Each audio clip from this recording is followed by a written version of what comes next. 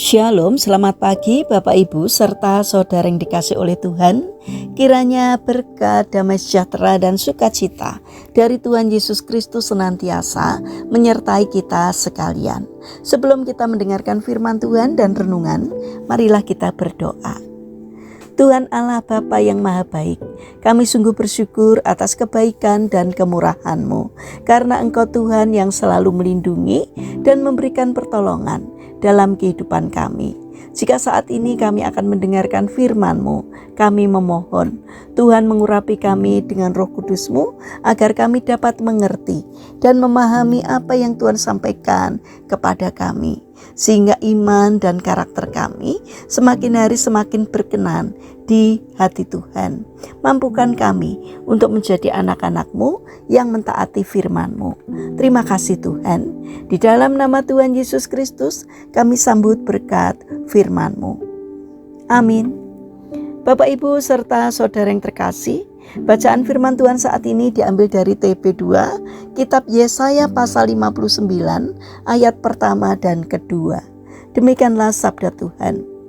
Sesungguhnya tangan Tuhan tidak kurang panjang untuk menyelamatkan, dan pendengarannya tidak kurang tajam untuk mendengar. Akan tetapi kejahatanmu lah yang memisahkan kamu dari Allah-Mu, dan dosamu lah yang membuat wajahnya tersembunyi dari kamu, sehingga ia tidak mendengar. Tema renungan saat ini adalah ketika penyertaan Tuhan diabaikan.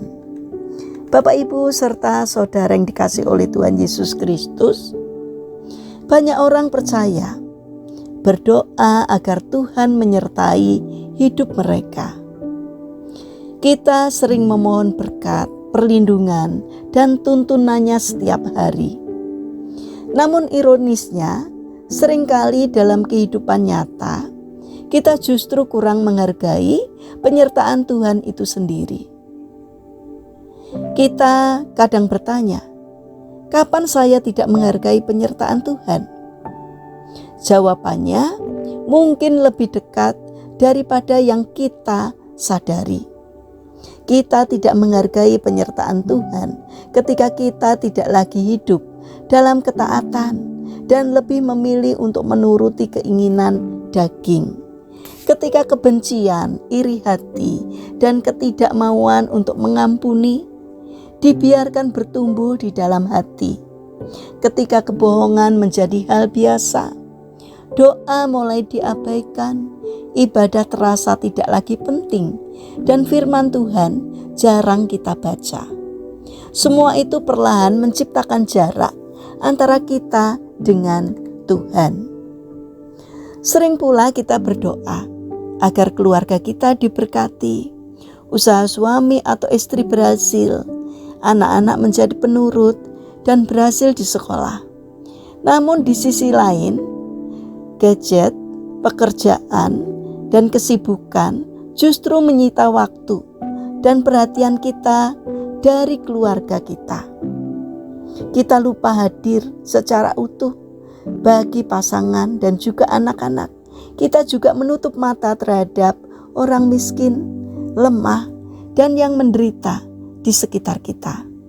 Padahal Tuhan rindu agar penyertaannya dinyatakan melalui kasih dan kepedulian kita. Bapak Ibu serta saudara yang terkasih, firman Tuhan mengingatkan kepada kita bahwa pada masa-masa seperti ini manusia akan mencintai dirinya sendiri, menjadi hamba uang, sombong, tidak tahu berterima kasih, dan tidak mempedulikan agama. 2 Timotius 3 ayat 2-7. Gejala-gejala ini patut menjadi bahan refleksi bagi kita. Hari ini marilah kita mengintrospeksi diri. Jika kesetiaan kita dalam keluarga mulai luntur, perhatian terhadap anak-anak berkurang, atau relasi kita menjadi dingin, mungkin saatnya kita kembali belajar untuk menghargai penyertaan Tuhan. Tuhan memanggil kita menjadi saluran kasih-Nya.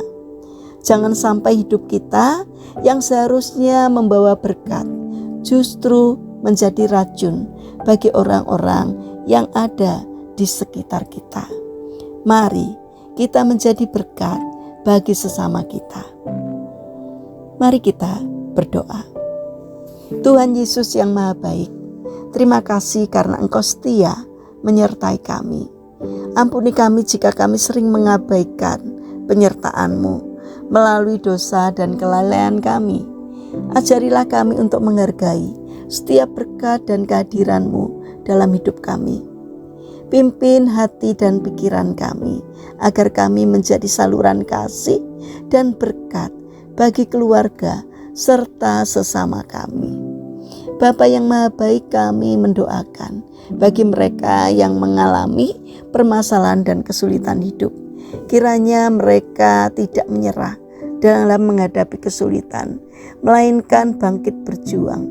Kiranya Tuhan memberi kemampuan sehingga setiap kesulitan yang dialaminya dapat teratasi karena pertolongan Tuhan. Bagi mereka yang terbaring sakit, kiranya Tuhan memberkati setiap upaya yang mereka lakukan. Kiranya Tuhan berkenan hadir, bermurah hati untuk menyembuhkannya. Bapa yang Maha Kasih, kami berdoa untuk pemerintahan bangsa dan negara kami.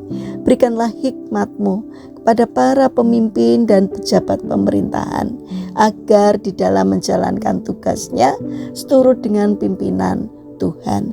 Berikanlah hati yang melayani masyarakat. Terima kasih Bapa.